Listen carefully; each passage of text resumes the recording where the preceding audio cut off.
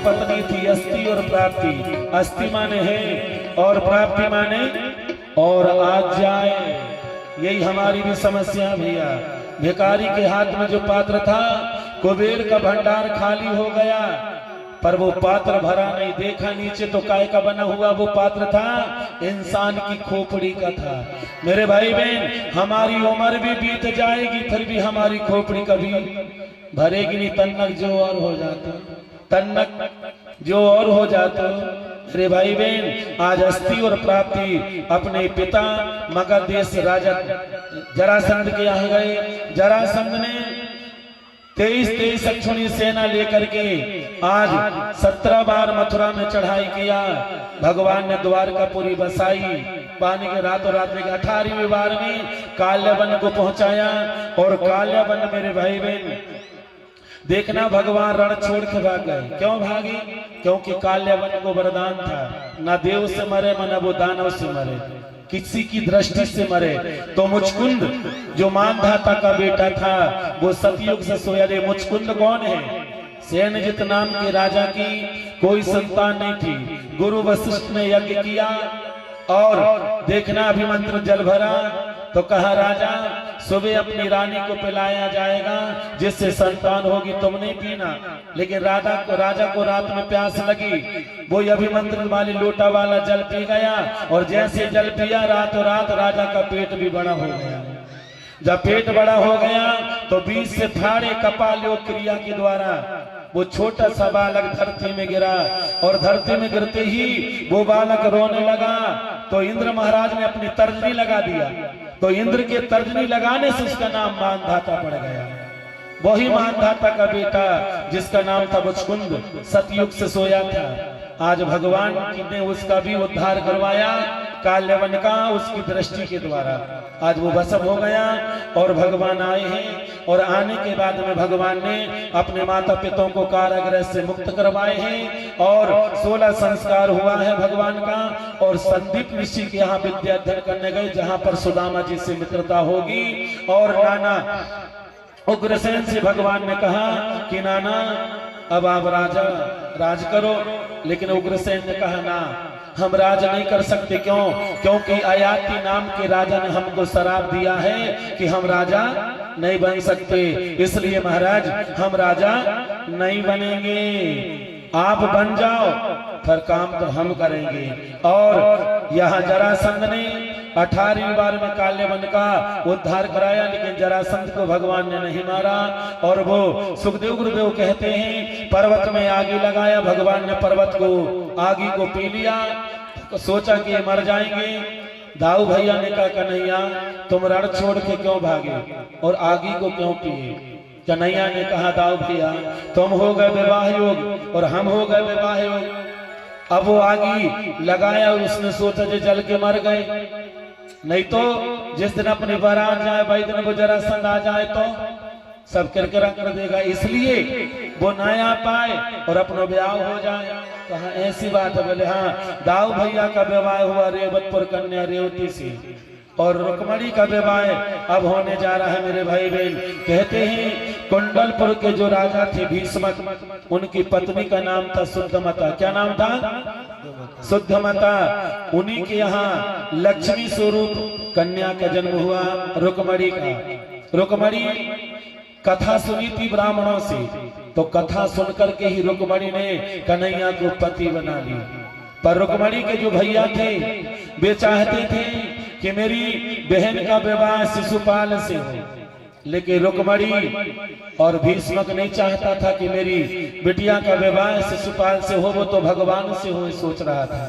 और शिशुपाल ने बारात ले आया। शिशुपाल ने क्या ले आया?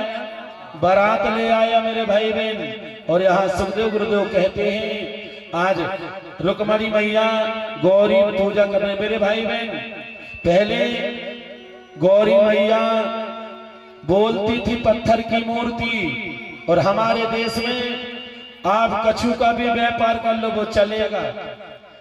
अरे आप सांप की दुकान, सांप जानते हो? हाँ, आप सांप की दुकान भी खोलोगे ना तो लोग सांप भी खरीदेंगे। क्यों? इसलिए कि खरीद ले रे भैया, पड़ोसी के घर में चुप्पे से छोड़ दे भी। सच्ची सांप भी बिकेगा अपने देश में, कोई खरीदने वाला ढेर मिलेंगे, खरीद ले रे भैया। पड़ोसी के घर में चुप्पे से काम आसान छोड़ दे भी। आज गौरी मंदिर में पूजा करने गई है और उतने समय ब्राह्मण के द्वारा, अच्छा बताओ रुक्मणी ने कौन सा पत्र लिखी थी? बोलो, प्रेम पत्र। अच्छा, रुक्मणी ने क्या उस पत्र में लिखी थी, सुनना चाहते हो भैया? अच्छा, जो सुनना ज्यादा हाथ उठाएंगे तो हम सुनाएंगे। उठाने वाला हाथ कौन कौन सुनना चाहता है? मतलब सभी कोई। देखो दूसरों को पत्र सुनना हाथ उठे हैं, जब माता जी खड़ी भाई फिर भी हाथ उठाई है। अरे राम राम, देखो दूसरों को पत्र सुनने हाथ उठे, बाप रे बाप। रुक्मणी ने कन्हैया के लिए लिखी है, कन्हैया मैं ग्रास हूँ और तुम शेर हो और शिशुपाल सियार है। एक ग्रास शेर का है, सियार लेके ना भगे, पहला पद। दूसरे पद में कहा, हे कन्हैया ये जीवन तेरे हवाले है। अरे तेरे हवाले मेरी गाड़ी, तू जाने तेरा काम जाने। ये जीवन है तेरे हवाले, ये जीवन है तेरे हवाले, मुरलिया वाले। एक बार तुम भी दुनिया के हवाले तो बहुत करे, अब भगवान के हवाले करो। दुनिया स्वार्थी है मेरे भाई बहन, रूप रंग है तो दुनिया देखेगी, और रूप रंग बढ़ा जाए तो दुनिया की छोड़ो परिवार भी तुम्हें देखना पसंद नहीं करेगा। और भैया कमा के ला रहे हो तो सबके दिल में बैठे हो, और जब दिन कमाना बंद कर दो ना, बुखार आ जाएगी, चारपाई में पड़े रहोगे, बहू से मांगोगे गर्म पानी तो बहू दे तुम्हें फ्रिज को पानी, ताकि जो जल्दी से ठंडा हो जाए। इसलिए स्वार्थ लाग प्रीत करे सब कोई।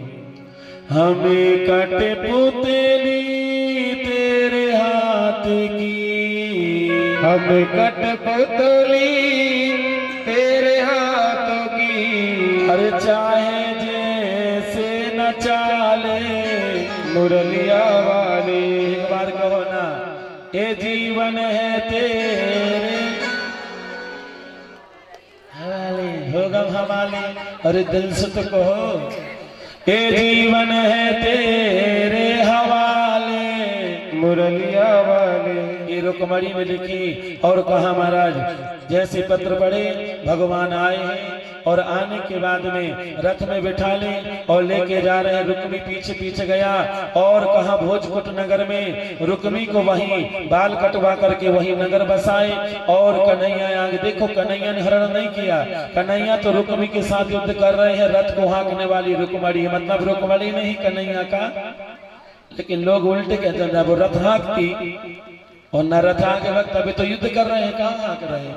रुक्मणी हाँक रही है। तो हरण किसने किया? दुनिया तो खतरनाक है, भगवान ने हरण किया है। ले मन मोहन पास चोको चूनावर ते दो कछुपानों में धरखे। क्या हो गया? नहीं नहीं, आपसे निवेदन। और देखना, जैसे आज देव की मैया ने, आज कन्हैया का वैदिक विवाह हुआ है। और आइए मेरे भाई बहन, आज भगवान का विवाह बड़ा धूमधाम से, बारात लेके आओ भैया, रुक्मणी को लेके आओ, बड़े धूमधाम से। आज भगवान से कह रहे हैं क्या? रुक्मणी ने अंतिम में यही कही थी, सप्तपदी में क्या बोली? मुझे दुनिया में कुछ नहीं चाहिए, मुझे क्या चाहिए? मुझे तो केवल मात्र परमात्मा चाहिए। और क्या बोली? अरे बाला मेरा। देखिए, जो भगवान की बारात में नाच लेगा ना, जो भगवान की बारात में नाचेगा, वो 84 लाख योनि में नाचेगा, नहीं छिपकली बन गए तो इसलिए भैया ध्यान से सुनिए क्या? अरे बाला मेरा, अरे बाला मेरा, वही होना रे, वही होना रे, शिव जाने बाला मेरा, वही होना रे, वही होना रे, बंसी बजाने वाला मेरा, वही होना रे, वही होना रे, बंसी बजाने